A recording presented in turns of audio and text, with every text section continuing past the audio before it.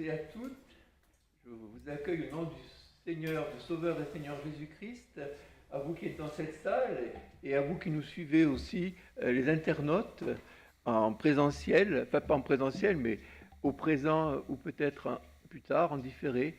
Nous voulons célébrer ce culte ensemble devant le Seigneur et je vous propose d'abord de suivre une lecture biblique dans la lettre aux Colossiens, au chapitre 1er, les versets 12 à 19, que je lis maintenant.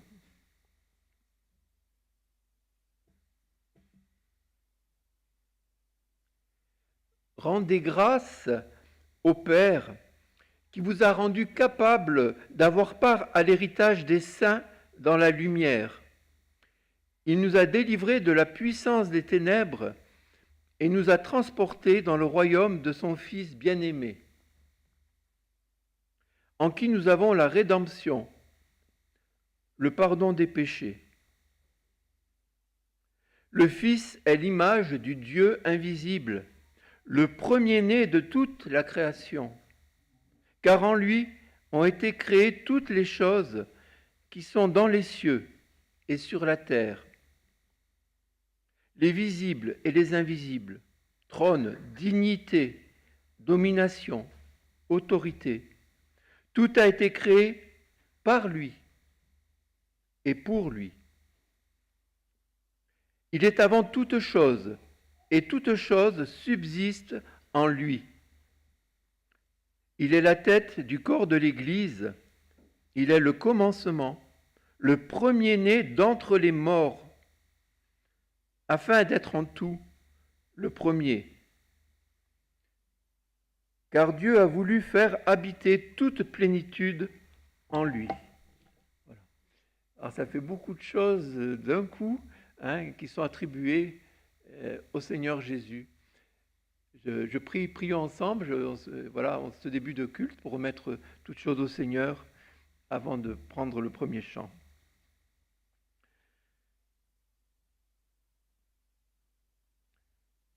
Seigneur notre Dieu, merci d'être devant toi ce matin, de célébrer ce culte ensemble. Et au nom de notre Sauveur et Seigneur Jésus-Christ, merci pour tous les chrétiens qui se réunissent ici et là, Seigneur. C'est le jour vraiment où nous célébrons la victoire de la résurrection du Seigneur Jésus. Et nous te prions, Seigneur, ensemble de nous bénir, de nous fortifier, de nous renouveler. Et nous voulons aussi, bien sûr, t'apporter notre louange, notre adoration, notre reconnaissance et notre amour, Seigneur, en retour. Tu nous as aimés le premier. Seigneur, conduis toutes choses, Seigneur, et vraiment, nous sommes heureux d'être dans ta maison ce matin. Au nom de Jésus, Amen. Nous allons prendre le premier chant qui nous parle d'être unis, justement. La force de l'Église, c'est l'union. Et la faiblesse, bien sûr, c'est la désunion. Et je pense à la prière du Seigneur Jésus, la prière qu'on appelle la prière sacerdotale dans Jean 17, qu'on trouve dans Jean 17, où le Seigneur dit au Père, à un moment donné, afin que tous soient un, comme toi, Père, tu es en moi, et comme je suis en toi, afin qu'eux aussi soient un en nous, unis en nous, pour que le monde croie que tu m'as envoyé. Voilà. Et la résultante de cette union, quand vraiment elle se fait, c'est que le monde croit que Jésus est venu. Voilà, envoyé de Dieu, le Sauveur du monde. Alors je vais inviter Elvis à diriger ce chant, et moi-même je vais au piano.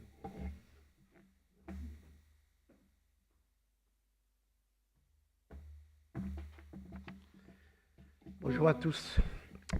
J'aime beaucoup ces paroles. Vraiment, j'aime beaucoup ces paroles. Et je pense que nous sommes un bon nombre pour pouvoir dire au Seigneur, nous sommes tous ce matin unis dans l'esprit et que nous pouvons chanter. Et ce qui est important, c'est que lorsque nous sommes unis dans l'esprit, le refrain dit, et le monde saura que nous sommes chrétiens par l'amour dont nos actes sont empreints. On y va.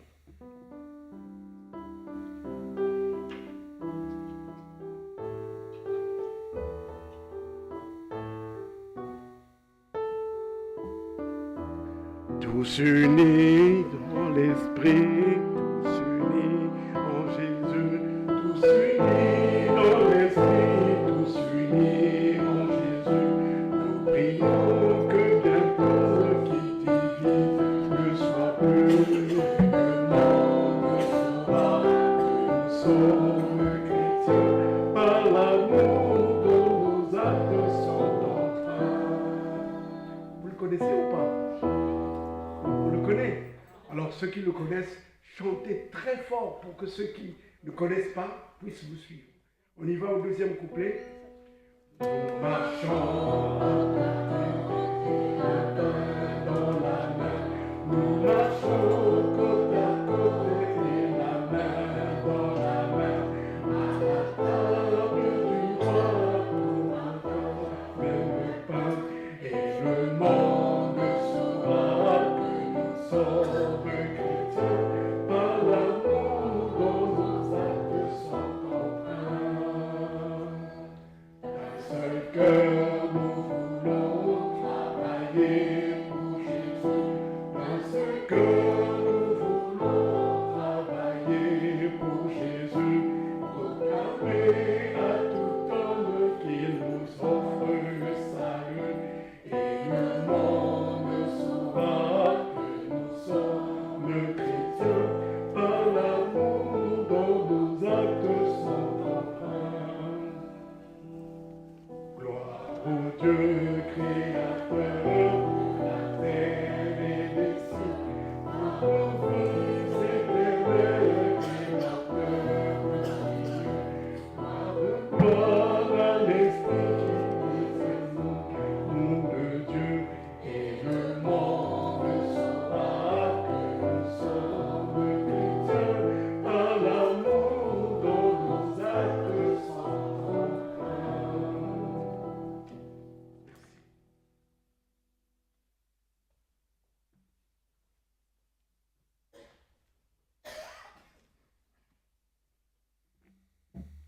Voilà, parce qu'il parle de l'amour, hein, nous parlons souvent d'amour, mais il faut aimer aussi en action, en vérité. Et c'est à cet amour que le monde verra que nous sommes chrétiens, avec l'aide du Seigneur, bien sûr. Je voudrais m'arrêter ce matin sur le fait que le Seigneur Jésus s'est fait pain de vie, voilà, pour nous nourrir. C'est tellement important. Et nous trouvons tout cela dans l'évangile de Jean, chapitre 6, hein, qui développe vraiment comment le Seigneur, enfin du moins qui nous explique que le Seigneur Jésus est le pain de vie, le pain vivant qui est descendu du ciel. Et ce pain vivant qui est descendu du ciel, c'est aussi son corps qu'il donne à la croix pour la vie du monde. Et c'est aussi la nouvelle alliance, bien sûr, qui nous donne la vie éternelle, et qui est dans le sang du Christ versé pour nous, pour nos péchés. Alors, bien sûr, on ne va pas détailler tout ce chapitre 6. Je lirai juste là, par exemple, un verset qui nous dit, hein, c'est le Seigneur Jésus qui parle, « Comme le Père qui est vivant m'a envoyé et que je vis par le Père, ainsi celui qui me mange vivra par moi. » Jean 6, verset 57, le verset 57 du chapitre 6 de l'évangile de Jean. Et c'est ce que nous disait aussi, du moins pour la nouvelle alliance, dans le sang du Christ, Colossiens, que nous avons lu tout à l'heure, au chapitre 1, le verset 20, le verset suivant, que je n'ai pas lu, mais je lis maintenant, c'est que Dieu le Père a voulu tout réconcilier avec lui-même, tant ce qui est sur la terre que ce qui est dans les cieux. Alors, on ne sait pas on ne voit pas en tout cas ce qui est dans les cieux, mais tout réconcilier avec lui-même. Comment? Eh bien, en faisant la paix si précieuse. Nous en avons parlé la semaine dernière, hein, de la paix que nous avons besoin, hein, la paix que Jésus donne. Eh bien, en faisant la paix par le sang de la croix de Jésus. Colossiens 1, verset 20. Voilà, la paix est en Jésus. Il est le prince de la paix. Alors, nous...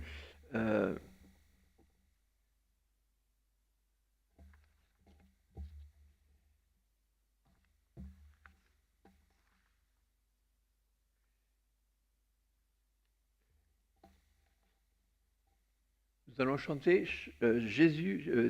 T'aimer Jésus te connaître. Voilà, merci pour la fanfare qui est présente ce matin. Hein? Oui, on va voir si c'est la bonne mélodie. Hein? Mais en tout cas, merci parce que vous êtes précieux, voilà, pour accompagner ces chants et pour que nous porter aussi. Et voilà, et ce chant nous parle aussi que Jésus est une nourriture par son sang. C'est un peu le reflet de la scène, hein, que nous célébrons jusqu'à ce qu'il revienne, hein, et qui nous met à l'abri, hein, quand nous nous confions en lui pour le pardon et pour la vie éternelle. Alors, t'aimer Jésus te connaître. Merci pour la fanfare. Nous chanterons toutes les strophes. Les 4 strophes.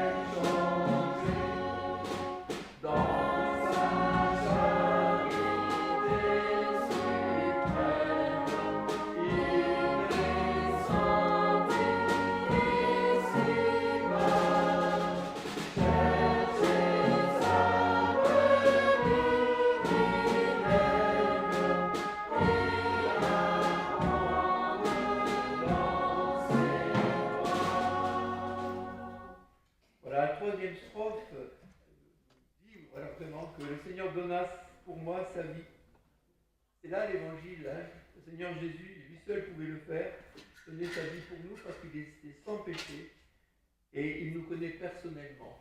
Alors c'est merveilleux. Je vous invite vraiment à chanter avec cœur ce chant qui est je pense que la plupart d'entre vous le connaissez bien, c'est un ancien chant salutiste, hein, et dont les paroles se trouvent très profondes et nous encouragent aussi, nourrissent notre foi. Voilà, chantons les 2 dernières strophes. Merci à la fanfare encore.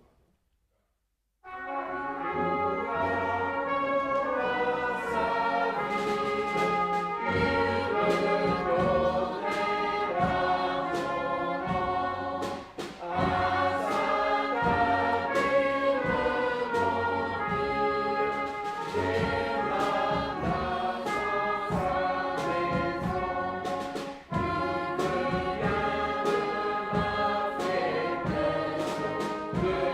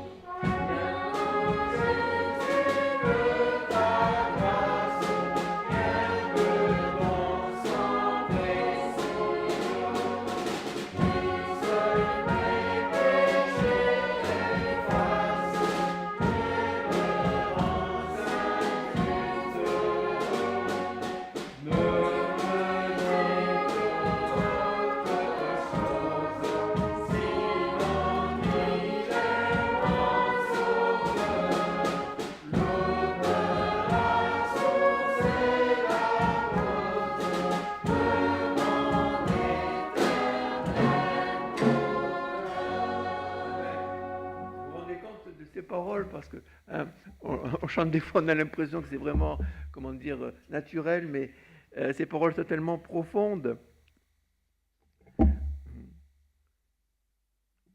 Il veut toujours me pardonner, me guérir. Voilà, nous avons toujours besoin de revenir à la croix, parce que nous restons pécheurs. Bien sûr, nous devons progresser grâce au secours du Seigneur, par son esprit, par sa grâce.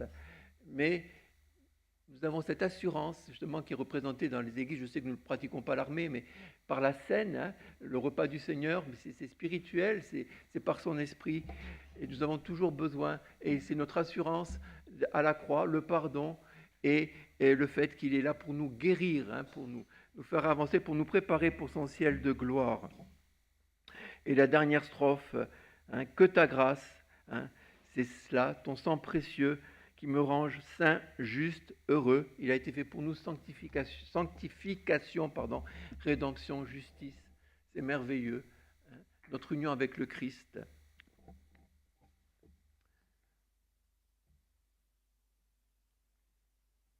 Et je reviens au chapitre 6 de Jean, où le Seigneur Jésus nous dit à ses disciples et à la foule de travailler non pour la nourriture qui périt, celle qui dure qu'un temps, mais de travailler pour la nourriture qui subsiste pour la vie éternelle. Et ce que je trouve merveilleux, j'espère que vous aussi, c'est que cette nourriture pour la vie éternelle, eh bien c'est lui qui nous la donne. Il le dit dans le verset,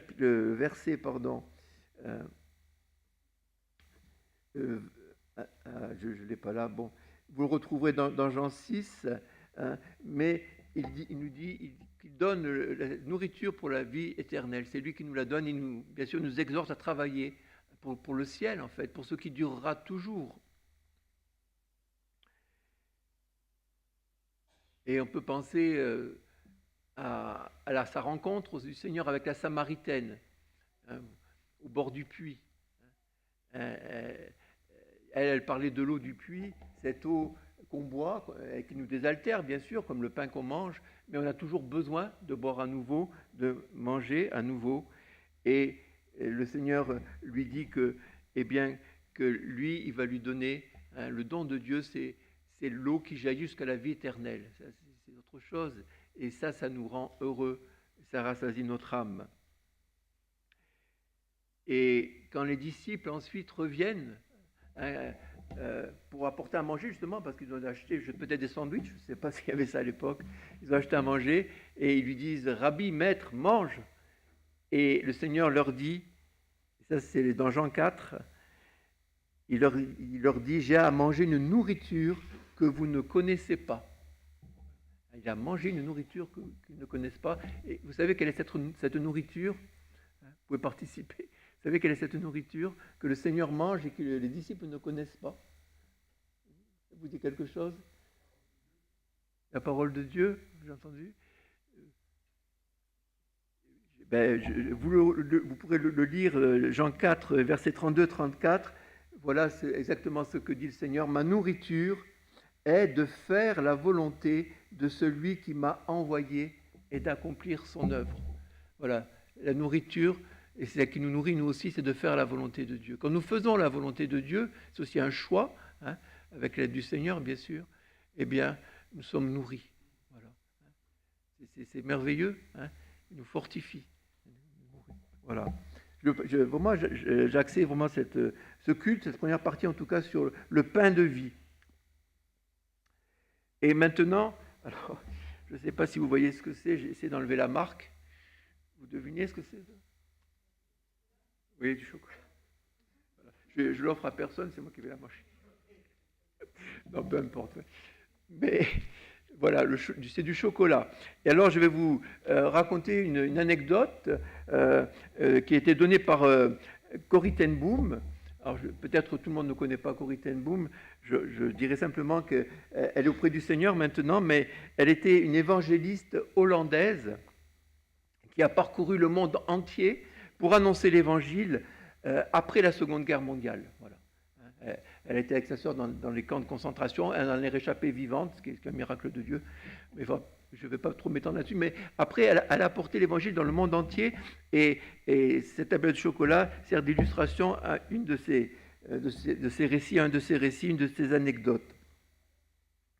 Et elle raconte que lors d'un contrôle pour passer en Allemagne de l'Est, donc elle allait dans des réunions et elle a été arrêtée pour contrôle, parce qu'à l'époque, il y avait l'Allemagne de l'Ouest et l'Allemagne de l'Est, vous savez.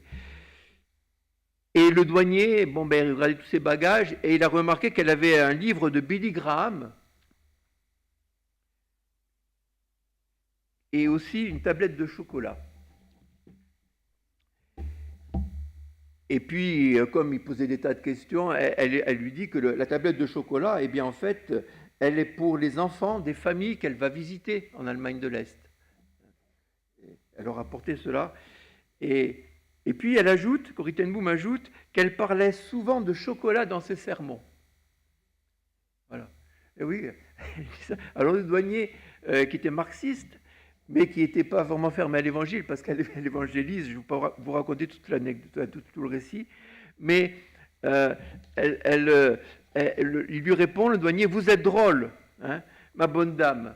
Dites-moi, quel genre de sermon pouvez-vous bien tirer d'une tablette de chocolat? Alors voilà ce qu'elle répond. Il y a des années, je parlais devant un groupe d'Allemands qui se piquaient d'être intellectuels. Et ils me prenaient de haut, car ils se croyaient plus forts que moi en théologie. Et lors de notre dernière entrevue, je leur ai apporté à chacun une tablette de chocolat hollandais. Elle était généreuse, hein, parce qu'elle ajoute qu'après la guerre, tout de suite après la guerre, c'était un article assez rare. Et donc, ils l'ont accepté avec empressement. Et puis plus tard, au cours de notre entretien, c'est Corrie ten Boom qui parle, je leur ai dit « Personne n'a rien dit au sujet du chocolat.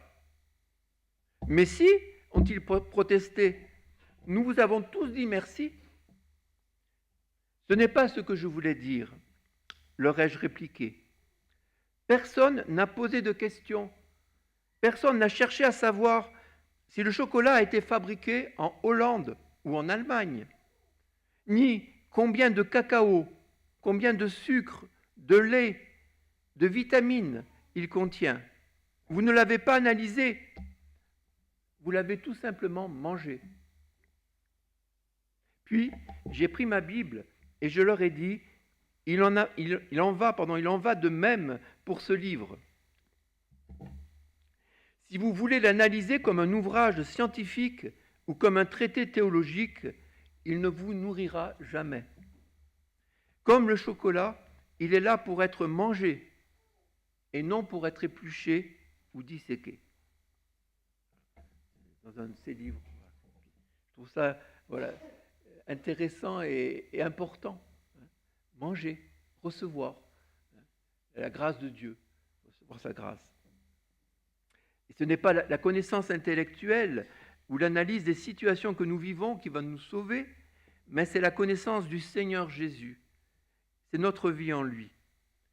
Et dans une société qui contrôle de plus en plus de choses, avec les technologies numériques, le Seigneur Jésus nous donne le repos. Car c'est lui qui connaît le bon chemin et le chemin de la victoire, où il agit pour nous.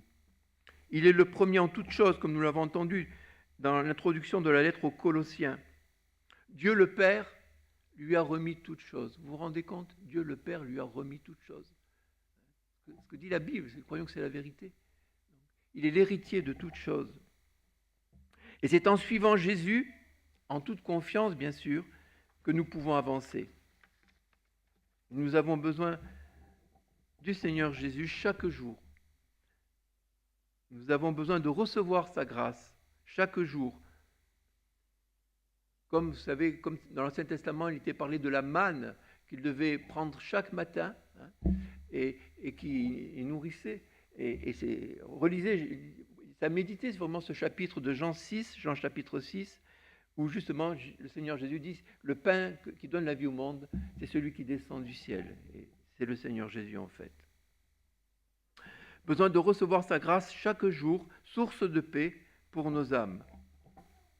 Et on retrouve cela aussi dans divers endroits de l'Écriture. Par exemple, dans Ésaïe au chapitre 55, Eh bien, dans les premiers versets, l'Éternel parle et dit, venez, achetez du lait, du vin, sans argent, formidable ça, sans rien payer, c'est gratuit, c'est le don de Dieu, sans rien payer. Et il ajoute, pourquoi travaillez-vous pour ceux qui ne rassasient pas? Écoutez-moi donc, et vous mangerez ce qui est bon.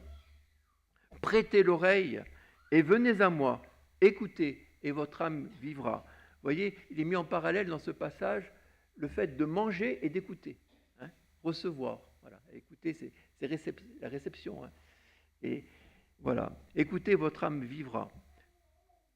L'écoute envers Dieu et la nourriture qui vient d'en haut sont mises donc en parallèle dans ces passages de la Bible. Ce sont des vérités simples que j'exprime ce matin, mais elles sont dans l'Écriture, elles nous sont données par l'Écriture, et elles permettent, quand on les suit, bien sûr, quand on les reçoit vraiment, même si c'est un combat, j'en reparlerai tout à l'heure, elles permettent un développement harmonieux de la vie chrétienne. Et nous sommes en danger de les négliger. Et il y a un combat, il y a une opposition, nous sommes en danger de les négliger. Vous, comme moi, et dans l'armée du salut, comme dans les autres églises chrétiennes, nous sommes en danger de négliger ces vérités fondamentales qui sont vraiment la base de notre foi. Je ne dis pas qu'il y a autre chose, on ne peut pas dire tout en quelques minutes, bien sûr. Et donc, nous avons aussi notre part à faire dans notre nouvelle vie avec le Christ. Et il nous est bien dit, nous sommes ouvriers, car nous sommes ouvriers avec Dieu. Cela est noté, c'est l'apôtre Paul qui le dit dans la première lettre aux Corinthiens, chapitre 3, verset 9, car nous sommes ouvriers avec Dieu. Tout ne vient pas tout seul. Ce serait une grave erreur de croire que tout vient tout seul, alors que nous ne faisons rien, ou que parfois nous faisons le contraire de ce que Dieu demande. C'est souvent l'écoute, la patience aussi, pour recevoir l'aide d'en haut, il vient d'en haut, et la confiance dans le don de Dieu, parce qu'il le fait, il agit, pain journalier qu'il nous faut recevoir et manger.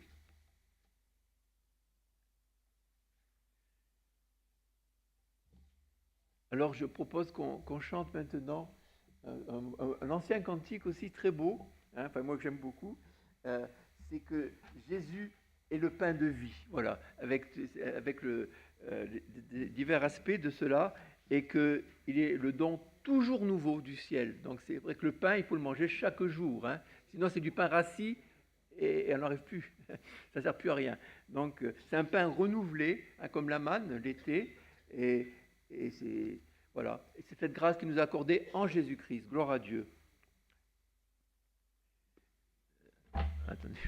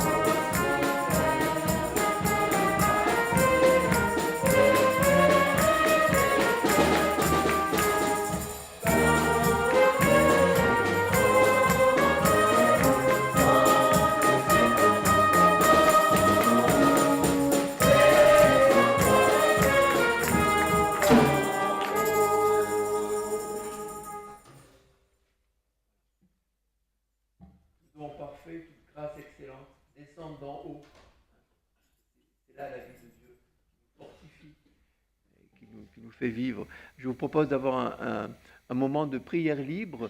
Voilà, si le Seigneur déjà nous parle, nous encourage à vraiment nous confier toujours plus en lui, bien sûr, nous le faisons, mais voilà, et à croire vraiment et à le vivre, qu'il nous donne chaque jour sa grâce, il renouvelle sa grâce. Dans notre faiblesse, il vient nous fortifier. Voilà, pleine liberté dans la prière maintenant.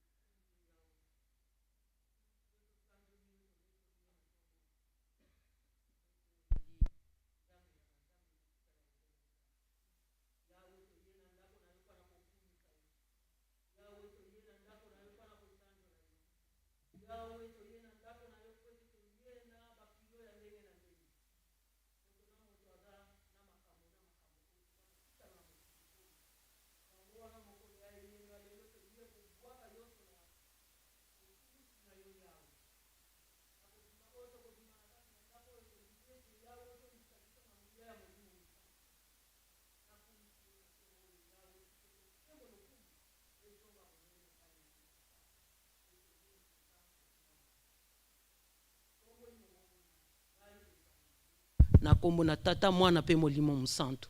Amen. Amen. Amen.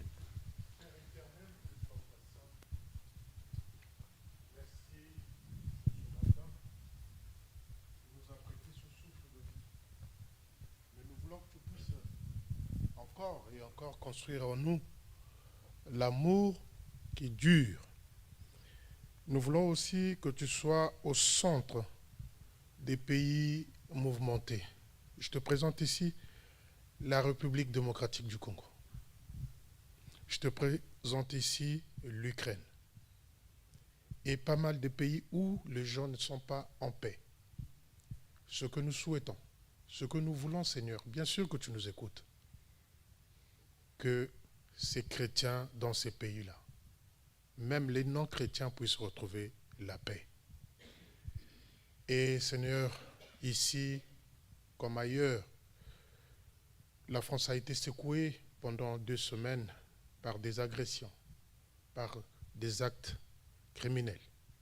Nous voulons que toi, tu puisses être le présent dans notre vie, dans la rue, tout comme en transport en commun. Alors ce matin, nous sommes arrivés avec un cœur vide, des assiettes vides. Nous voulons être remplis de ta nourriture. L'amour, la joie, le bonheur puissent régner en chacun de nous. Nous te le demandons au nom du Père, du Fils et du Saint-Esprit. Amen.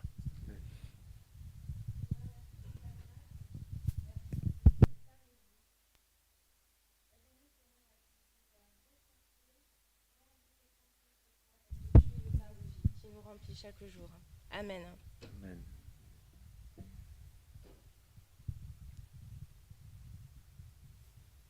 Seigneur, merci. Merci pour ta grâce, Seigneur, qui est un don que nous n'avons pas à payer, Seigneur, mais à recevoir. Et nous savons que, bien sûr, que c'est en toi, Seigneur Jésus, que nous recevons tout cela, en ton nom, parce que tu as tout accompli à la croix du Calvaire.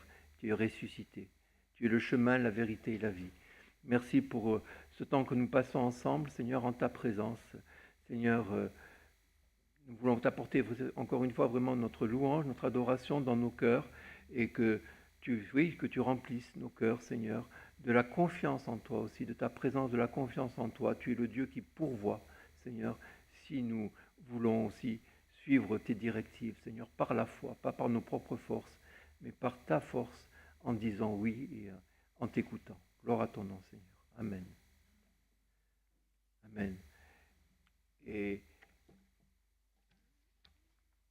voilà, le Seigneur, je disais, le Seigneur pourvoit, il veut nous remplir, et c'est par l'Esprit Saint qu'il pourvoit aussi, qu'il nous rend capables, l'Esprit de vérité. Alors je ne vais pas citer tous les versets de la parole, mais Paul le rappelle à Timothée, esprit de force, de sagesse. Sagesse, elle vient de lui, la vraie sagesse. Esprit d'amour. Hein, voilà, des fois, nous, quand nous sommes honnêtes, nous avons du mal à aimer. eh bien, l'amour, il peut le mettre dans nos cœurs, hein, par l'Esprit, il nous le donne. Et voilà, l'esprit de vérité, l'esprit qui nous conduit dans la vérité, et même dans les choses à venir, hein, et qui nous console bien des choses. Alors on va chanter justement, c'est presque une prière, une invocation, une prière à l'esprit de Dieu, et je vais inviter Elvira, et peut-être Elisette aussi, à venir diriger le chant, parce que je vais aller au piano encore une fois. Esprit de sainteté, hein, voilà, et vous avez... Merci. Je vous invite à vous lever. C'est pas un chant qu'on chante tous les jours, qu'on chante régulièrement, mais s'il y en a qui le connaissent bien, chantez fort.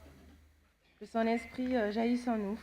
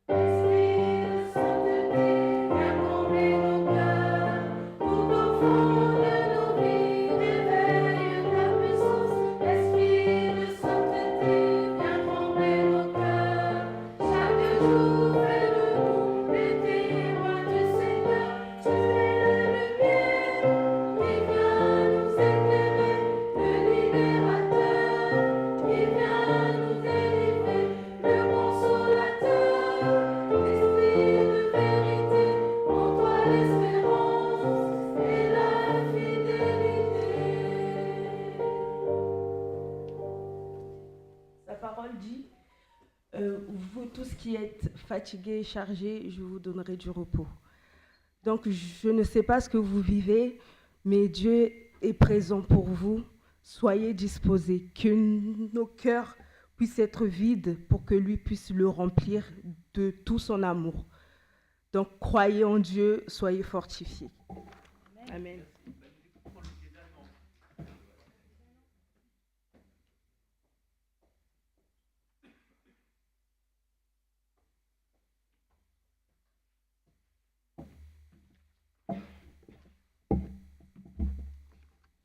Alors, les annonces pour cette semaine. Dans le mardi, il n'y aura toujours pas de cours de fleu car ce sont les vacances encore, donc il n'y aura pas d'activité. Donc, il y aura la Ligue de l'amitié à 14h30. Donc, nous rappelons qu'il y aura le repas à 13h et nous fêterons les anniversaires du mois Ubuntu. Le thème de la Ligue sera l'histoire du métropolitain, animé par notre capitaine auxiliaire Étienne Mangeard. Et jeudi, il y aura l'atelier couture à 14h. Cette semaine aussi, donc le samedi 1er mars, démarre dans le cadre des unités du pôle Île-de-France la formation pour devenir un disciple. Nous rappelons que si vous voulez vous inscrire, donc il y a le lien d'inscription affiché là-haut. L'heure et le lieu de la formation, nous rappelons que c'est de 13h30 à 17h30 et ce sera au poste de Paris. Et aux personnes désireuses de faire la formation, mais qui ne peuvent pas être présentes, merci d'envoyer un mail à congreg.unitésalutiste@arméedusalut.fr.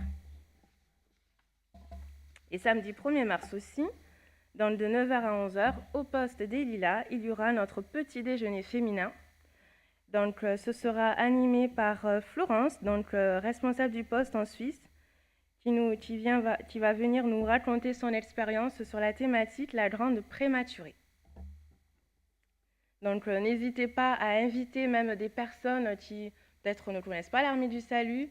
C'est vraiment une occasion de pouvoir inviter des personnes dans notre poste. Donc le 7 mars, il y aura justement notre célébration de la Journée mondiale de prière. Donc cette année, donc, le pays choisi, c'est les îles Cook. Et ce sera à 18h.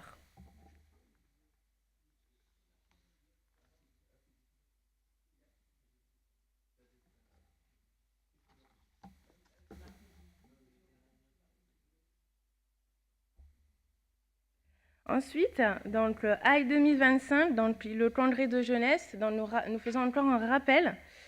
Donc, s'il y a des jeunes qui veulent s'inscrire, vraiment n'hésitez pas parce que la clôture se fait le 31 mars 2025. Le partenaire de prière pour le mois de mars est imprimé et est disponible à l'entrée du poste sur la table. Nous avons reçu aussi de la part du quartier général international dans des cartes pour nous aider à prier sur le thème de la gratitude pendant le temps du carême du 5 mars au 19 avril. Donc là aussi, vous avez le lien de téléchargement qui vous permet justement d'accéder aux cartes de prière. Si vraiment exceptionnellement vous ne pouvez pas imprimer, on peut vous imprimer exceptionnellement. Mais là, on vous encourage vraiment à le faire via le téléchargement, à l'imprimer de votre côté. Et un grand merci pour la collaboration de la lieutenant-colonel Karen Etiviri au travers du partenaire de prière. Le service des candidats. Donc, nous rappelons encore une orientation pour la vie. N'hésitez pas, les inscriptions sont encore ouvertes et se clôturent le 10 mars. Donc, à la table, à l'entrée du poste, j'ai déposé quelques fiches d'inscription. Donc, n'hésitez pas vraiment à vous inscrire pour cette deuxième session qui est ouverte, bien sûr, aux personnes qui ont déjà fait la première session et les personnes qui ont fait aussi les sessions des années précédentes. Et ensuite, le service des candidats aussi nous invite à une semaine de prière du 16 au 23 mars. Donc c'est vraiment une occasion de prier pour que le Seigneur renouvelle notre vocation, mais aussi que des personnes puissent répondre aussi à l'appel. Ce sera avant le dimanche des ministères du 23 mars. Et le prochain culte, donc dimanche prochain, sera présidé par le capitaine auxiliaire Étienne Mangeard. Et cette semaine, nous prions pour le territoire du République démocratique du Congo, où les responsables du territoire sont les colonels Gracia et Lydia Matondo. Et merci pour votre écoute, que le Seigneur vous bénisse et place aux offrandes.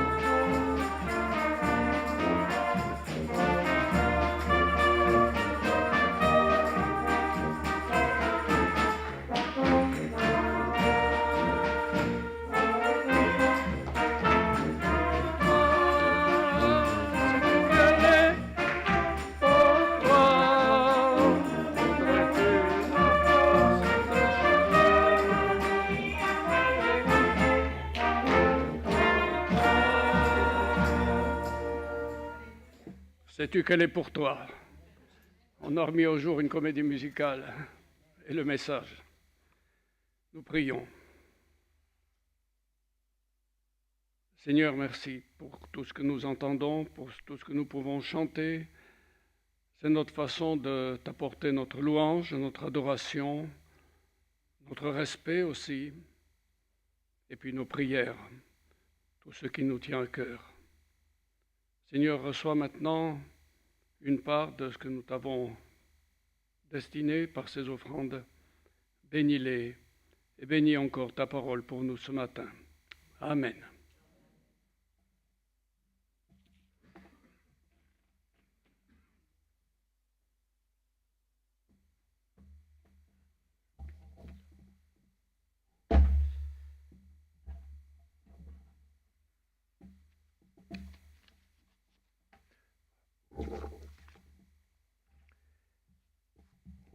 Je vous invite à suivre une autre lecture biblique dans l'évangile de Luc, au chapitre 19, les 6 premiers versets. Alors, ça va s'afficher, je pense, mais enfin, je redonne la référence. Luc, chapitre 19, les 6 premiers versets.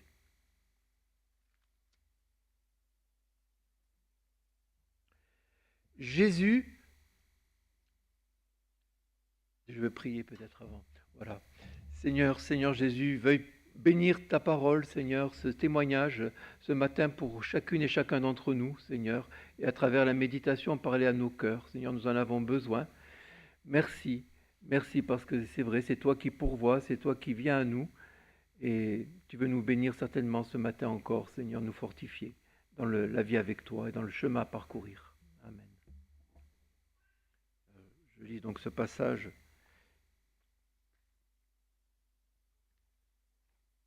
Excusez-moi.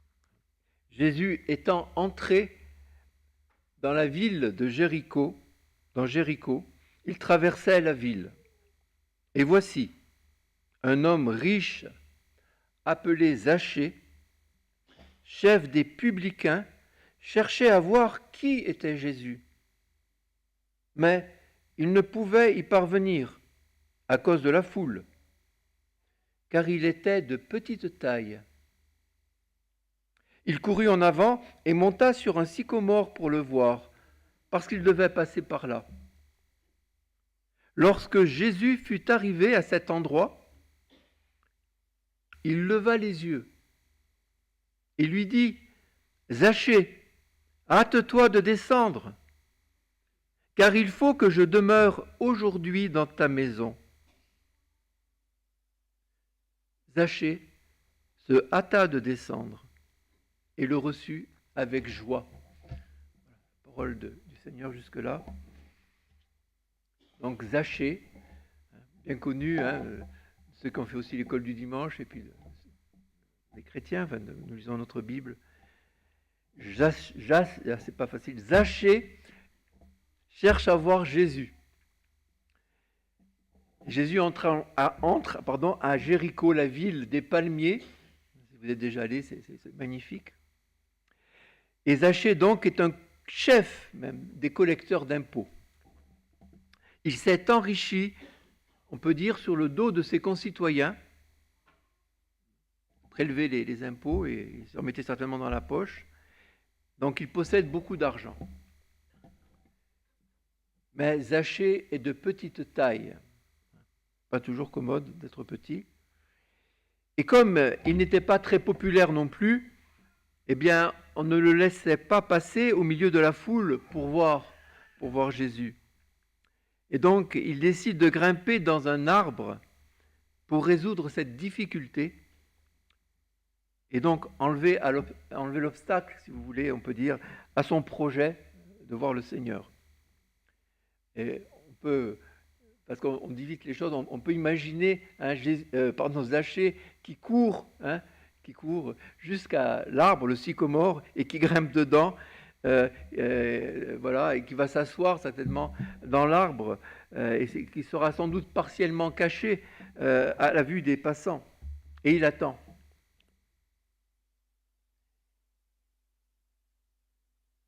Et cette solution qu'il a imaginée, de grimper dans l'arbre, eh bien, c'est pas vraiment ça. Parce que c'est vrai, Zachée va réussir à voir Jésus, mais en s'étant élevé dans l'arbre, eh bien, il va falloir qu'il redescende. Je pourrais dire sur le plancher des vaches, pour voir Jésus de plus près, pour prendre un repas même avec Jésus. Et le texte nous le dit dans ces courts versets, enfin ces quelques versets. Lorsque Jésus fut arrivé à cet endroit, il leva les yeux. Jésus lève les yeux et dit à Zachée, « Zachée, hâte-toi de descendre, car il faut que je demeure aujourd'hui chez toi. » Et il nous est dit que Zachée s'est hâté de descendre et puis qu'il était très heureux. Il a reçu le Seigneur avec joie dans sa maison. Et ce repas avec Jésus va tout changer dans la vie de Zachée. Je n'ai pas lu la suite, mais au verset 8, Zachée n'est plus le même homme, on peut dire. Hein. Il dit, « Voici, Seigneur, je donne la moitié de mes biens aux pauvres. Et si j'ai fait tort de quelque chose à quelqu'un, je lui rends le quadruple, 4 fois plus. » Magnifique ça, on aimerait que ça... Il y avoir des gens comme ça aujourd'hui. Il y en a certainement peut-être, mais il y en a avoir beaucoup. Enfin, ce n'est pas rien, hein, parce que nous comprenons bien que toute sa vie a changé, tout son intérieur, sa vie, et que la vie d'un être humain, hein, c'est le thème aussi de l'armée du salut, hein, les vies transformées. Hein, et bien, la vie d'un être humain est transformée par sa rencontre avec Jésus. Et toujours dans le même chapitre de Luc, au chapitre 19, le verset 10, le Seigneur conclut en disant « Car le Fils de l'homme est venu chercher et sauver ce qui était perdu. » Ce qui était perdu. C'est pas rien, hein, ce qui était perdu, qui n'avait aucune chance de s'en sortir. Eh bien, il est venu pour que nous atteignions le rocher que nous ne pouvions pas atteindre par nous-mêmes. Combien nous lui devons la reconnaissance, hein, l'adoration et la confiance, et l'obéissance, je dirais même. Et on voit encore, je reviens là-dessus, une interaction entre Dieu et l'homme. Hein. Quand j'ai dit tout à l'heure, nous sommes ouvriers avec Dieu, hein, c'est Paul qui le mentionne. Zachée cherchait à connaître Jésus. Et pourquoi? On ne le sait pas, ça ne nous est pas dit. Hein, nous ne connaissons pas les aspirations de son cœur. Elles ne nous sont pas révélées. Mais par contre, Dieu sait. Dieu sait pourquoi. Dieu sait ce qu'il y a dans le cœur de l'homme. Dieu sonde les cœurs. Quelque part, il n'y a que lui qui sache vraiment. Hein. C'est aussi noté dans la parole. Hein. C'est le roi Salomon qui le dit. Dieu seul connaît le cœur de l'homme. Mais Zachée s'est tourné vers Jésus. Et il a cherché à le connaître. Et au temps favorable, quand Jésus était proche, eh bien, il s'est passé un miracle. Et je trouve que cela correspond pour Zachée. J'ai cherché l'Éternel et il m'a répondu. Psaume 34, oui, verset 5. J'ai cherché l'Éternel et il m'a répondu. Voilà, la parole est la vérité. Hein. Le Seigneur répond quand on l'appelle. Et donc ce récit, cet exemple nous montre aussi que Zachée, s'étant élevé par ses propres forces en grimpant dans l'arbre, eh bien, il a fallu qu'il redescende sur terre, hein, afin de recevoir Jésus. Et cette vérité, cette action ne lui a pas été difficile, parce que c'est la parole du Seigneur qui l'a exhorté à le faire. La parole, le Seigneur a parlé quand il parle. Il a dit « Zachée, hâte-toi de descendre ». Et puis aussi la joie de Zachée, donc de faire connaissance avec Jésus. C'était en lui, il était tellement heureux d'aller vers Jésus. Il se hâta de descendre, donc il le reçut avec joie. Et pour recevoir le Seigneur Jésus dans sa maison, bien, j'ai pris cette comparaison, il faut descendre, il faut donc descendre de notre arbre, de son arbre. Bien sûr, cela nous fait penser à l'orgueil humain, hein, si naturel à chacun d'entre nous, hein, à moi comme à vous, certainement. Hein, il revient tellement facilement cet orgueil d'une manière ou d'une autre, commun à tous. Mais il n'y a pas que l'orgueil. Il y a aussi toutes les constructions humaines que nous bâtissons, parfois au fil des années, pour faire face à nos difficultés. pour résoudre nos problèmes sur le parcours de notre vie, que ce soit dans la vie privée ou bien en société. Et c'est un petit peu comme si Jésus nous disait, laisse tes problèmes en descendant de ton arbre. Ils vont se résoudre avec moi, avec lui. Ce qui veut dire que c'est la présence du Seigneur dans notre vie qui peut tout changer. Et bien sûr, il faut pour cela qu'il oriente nos pensées, qu'il dirige nos décisions. Cela demande une soumission de notre part, une écoute avec foi. Nous revenons à ce que nous disions tout à l'heure dans Ésaïe 55, écoutez-moi et vous vivrez. Ça, c'est un choix que nous devons faire, c'est notre part. Mais c'est important parce que nous ne sommes pas appelés à nous soumettre aux hommes, bien qu'il le faille parfois, mais au-dessus des hommes, il y a le Seigneur. Et c'est cela qui est important. C'est lui qui doit nous diriger au-dessus des hommes. Ça ne veut pas dire de se révolter contre les autorités, non, ou de ne pas faire ce qu'on nous dit, mais c'est lui qui doit nous inspirer, nous diriger, nous donner la sagesse dans notre conduite, et que nous travaillons, bien sûr, pour la vie éternelle. Encore une fois, le Seigneur, Jésus est héritier de toutes choses. Nous avons tout pleinement en Jésus. Alors, ça paraît des fois un peu irréel, mais ça nous donne la direction et je crois que la parole de Dieu est la vérité. Donc nous avons, c'est vrai, des obligations que nous devons remplir dans ce monde, mais ce monde se fait toujours plus oppressant. Voyons, les progrès, c'est toujours plus oppressant. Mais nous vivons bien sûr avec notre temps, au présent, en toute responsabilité. Mais le Christ doit rester notre référence ultime au-dessus donc des hommes. Par son esprit qui nous est donné, eh bien, nous pouvons recevoir l'éclairage d'en haut, les conseils d'en haut, et puis sa puissance aussi. Et travailler pour la nourriture qui concerne le monde à venir, la nourriture qui subsiste pour la vie éternelle et que le Seigneur va nous donner, cette nourriture qui dure toujours. C'est pour cela que le Seigneur nous sauve, pour que nous soyons ses témoins, pour que nous travaillions, c'est encore une image, dans la vigne de Dieu. Mais par sa grâce, en se confiant en lui, bien sûr. Et nous voyons bien que, et c'est cela que je voulais dire ce matin, partager avec vous, c'est notre attachement à Jésus qui est important, primordial. Nous le savons bien en général, mais c'est important d'insister parce que tout est fait pour nous éloigner du Seigneur, nous éloigner de sa parole. Soyons honnêtes.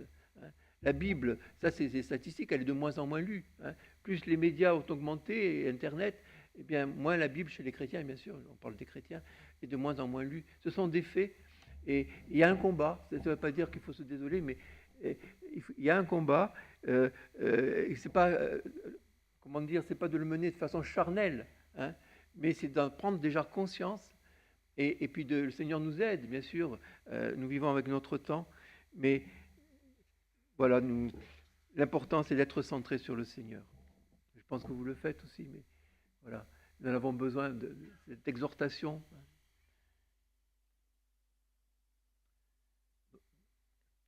Je lirai encore l'apôtre Paul qui dit « Rachetez le temps car les jours sont mauvais. Ne soyez pas inconsidérés, mais comprenez quelle est la volonté du Seigneur. »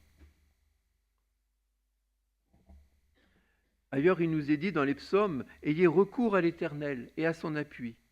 Cherchez continuellement sa face. Que le cœur de ceux qui cherchent l'Éternel se réjouisse. » Là, ça résonne avec Zachée. Que le cœur de ceux qui cherchent l'Éternel se réjouisse. Dieu ne nous demande pas l'impossible, mais c'est une histoire d'amour encore entre lui et nous. Nous répondons à son amour et il nous aide, il connaît nos cœurs encore une fois. Et il ne parle pas, je pense, de la même manière à chacune d'entre nous. Mais voilà, et l'écouter, c'est pas difficile parce qu'il nous répète aussi les choses.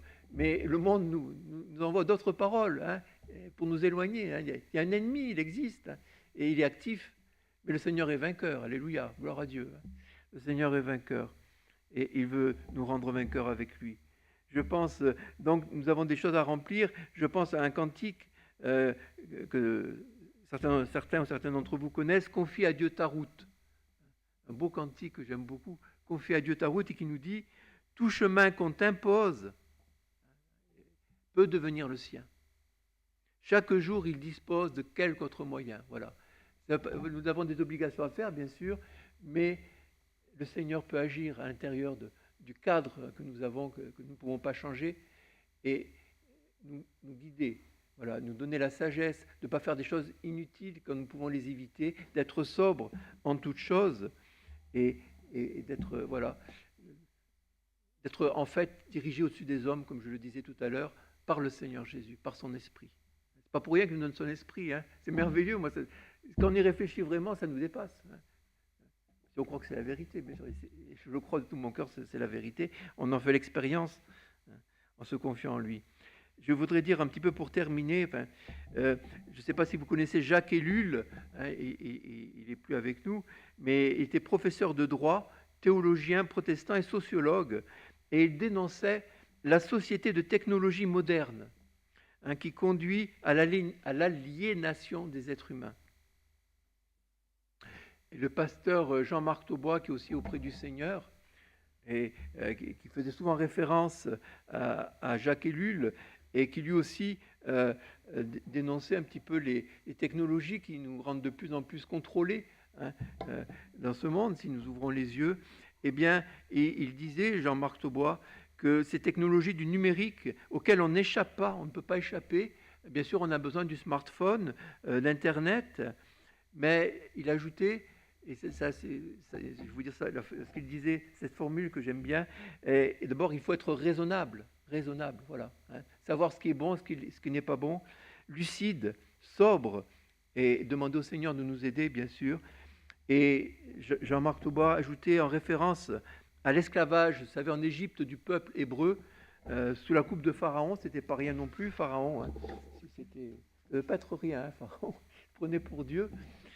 Et il disait, Jean-Marc, je ferai 100 briques, mais pas une de plus. Je ferai 100 briques, d'accord, mais pas une de plus. Voilà. C'est ça la sagesse aussi, hein, d'être raisonnable, voilà, dans notre temps présent. Et le Seigneur qui nous aime veut nous conduire, nous bénir, nous fortifier ensemble. Hein, je reviens, Jésus, pain de vie, don du ciel toujours nouveau, voilà, hein, c'est merveilleux. Vous avez tout pleinement Jésus. Bien sûr, nous n'avons pas reçu de baguette magique, hein, c'est pas ça, c'est pas paf, paf, paf, il ne faut pas croire non plus. Hein, c'est comme ça. La parole nous l'explique, il y a les témoignages, il y a la vérité de la parole. Nous devons parfois vivre dans l'attente, hein, c'est important dans la vie chrétienne, l'attente, la patience de la foi. Hein, et au lieu d'agir par nous-mêmes en montant dans l'arbre, eh bien ça arrive bien sûr, mais le Seigneur nous dit descends, hein, et il veut lui accomplir ce qui sera bien, parfait dans notre vie. Et donc notre foi doit produire la patience. Ça n'est pas toujours facile, bien sûr, il y a un combat, on va le chanter, enfin du moins ce sera dans les paroles du dernier chant, mais le Seigneur nous a donné l'esprit, hein, pour cela, ne l'oublions jamais, et ça c'est merveilleux, nous sommes heureux, très heureux. Hein. Et combat de la foi, avec la parole bien sûr comme boussole, la parole de Dieu, face aux tempêtes de la vie, mais si Jésus est dans la barque, alléluia, gloire à Dieu. Alors voilà, je vais juste terminer avec, avant qu'on chante le dernier chant, avec quelques paroles d'un chant aussi de la colonelle Malan. Ça, c'est pour les anciens. Hein. Et voilà. Ça m'a été offert par le major Schafter, que je remercie toujours. Ces paroles sont merveilleuses. Alors, c'est juste un couplet. Ça s'appelle le fleuve de grâce, hein, puisqu'on parle de la grâce qui vient d'en haut, pour nous bénir, pour nous fortifier, hein, pour nous rendre heureux. Le fleuve de grâce. Alors je lis la troisième strophe. Quand souvent, dans mon cœur, je vois tant d'imparfaits, et dans ses profondeurs, tant d'orgueil, de faiblesse, mon être entier soupire après ta sainte paix, après ta pureté, ce don de ta richesse. Mon âme illuminée, enfin par ta splendeur, ne peut que réclamer ta divine faveur, voilà, la faveur de Dieu, c'est elle qui nous rend heureux. Hein. Le fleuve de grâce venant de la croix, qu'il vienne et qu'il passe, oui, même sur moi. Oui, sur moi. Qu'il vienne et qu'il passe, oui, même sur moi. Le fleuve de grâce. Alléluia, gloire à Dieu. Voilà. Je prie avec vous, puis après on chantera le dernier cantique.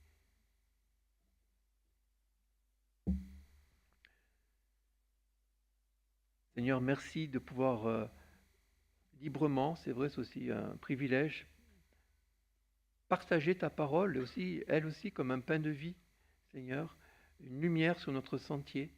Nous en avons besoin, Seigneur. Et voilà, pour l'un, pour l'autre, c'est peut-être pas la même parole qui va être utile, qui va agir dans notre cœur, mais nous en avons besoin.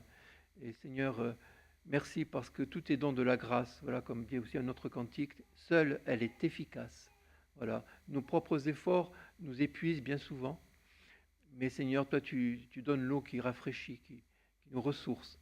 Alors merci, merci Seigneur Jésus. Merci pour ta bonté envers nous, Seigneur. Tu es le vrai chef de l'Église. Gloire à ton Saint-Nom, Seigneur. Amen. Donc je vous invite à chanter le dernier cantique, compter sur lui d'heure en heure, qui nous dit justement, alors je vais chercher là, que nous devons compter à Jésus je m'abandonne, c'est les premières paroles. C'est un combat, hein, tant que dure le combat, compter sur qui? Pas sur moi, pas sur nous, pas sur les êtres humains, bien que nous devons nous aimer, nous écouter aussi, bien sûr, mais en dernier recours et au-dessus de tout recours, compter sur lui, d'heure en heure. Voilà. Amen. Merci encore à la fanfare qui nous accompagne dans ce chant. 3 strophes.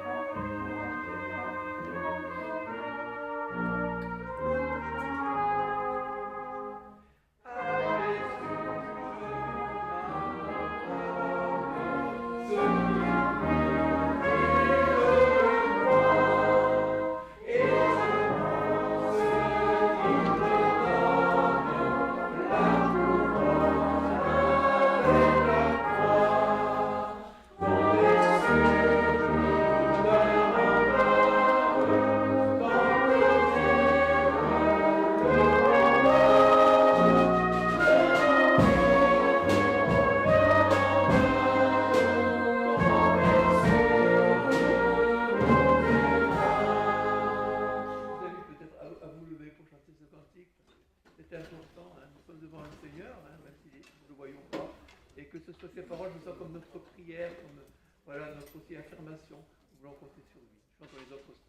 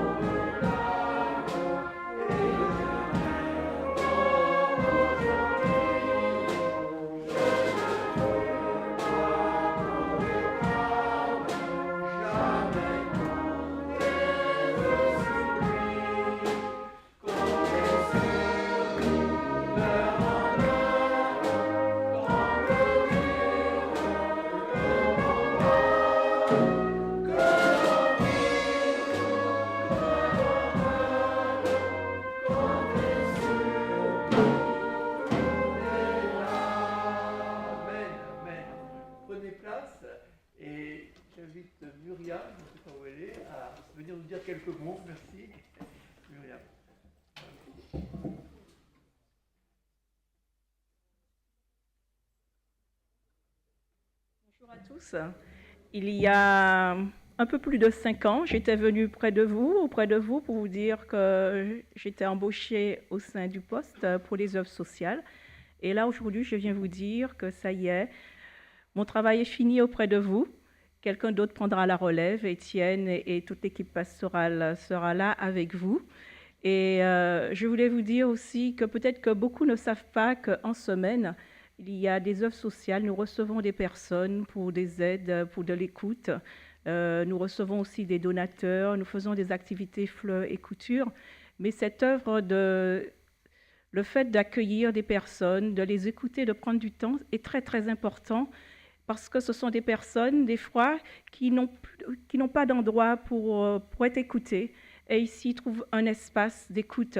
Donc, ce travail se poursuivra à coup sûr parce que de plus en plus des personnes viendront. Alors, je vous encourage, quand ils viendront le dimanche, à les accueillir de tout cœur parce qu'ils se sont levés, ils sont venus. Peut-être qu'ils ne sentiront pas la lavande, mais ils seront heureux d'être parmi vous. Alors, merci pour tout et que Dieu vous bénisse. J'ai préparé une petite collation. Ah oui, j'ai oublié un petit coucou à Nestor qui nous voit depuis la Nouvelle-Calédonie. Alors, Nestor, on te salue et tu as été vraiment un vivant témoignage de ce que Dieu peut faire dans une vie. Garder quelqu'un dans la rue, quelqu'un en difficulté, quelqu'un qui a un cœur sincère et le conduire à bon port. Alors, béni sois-tu là où tu es, Nestor, et merci pour toute ta famille. Et toute l'Assemblée te salue parce qu'ils ont pensé à toi, ils ont demandé, et voilà. Et je salue aussi des bénévoles qui sont venus, parce qu'en semaine, nous avons aussi des bénévoles du poste. Et merci pour Clément, pour Colette, Jacqueline, et plein d'autres. Hein. Je ne pense pas à tout le monde, mais vous êtes de tout cœur. Et puis des bénévoles qui viennent de l'extérieur simplement parce qu'ils sont heureux d'être parmi nous, de partager nos valeurs. Donc Geneviève est là, Cédric et les enfants, et puis tout plein d'autres personnes. Donc n'hésitez pas à aller vers eux, à les accueillir, et que Dieu vous bénisse richement. Merci. Merci. Il y a une petite collation après. Merci Myriam. Je vous invite à vous lever pour la bénédiction. Et la bénédiction, c'est en fait le recours à la prière. Je vous lis dans Philippiens chapitre 4, versets 6 et 7. Ne vous inquiétez de rien, mais en toute chose, faites connaître vos besoins à Dieu par des prières et des supplications avec des actions de grâce. Et la paix de Dieu, qui surpasse toute intelligence, gardera vos cœurs et vos pensées en Jésus-Christ. Amen. Amen. Bon dimanche. Alors, bonne semaine, mais il y a la collation. Voilà, vous êtes invités à la collation que Myriam a préparée. Merci.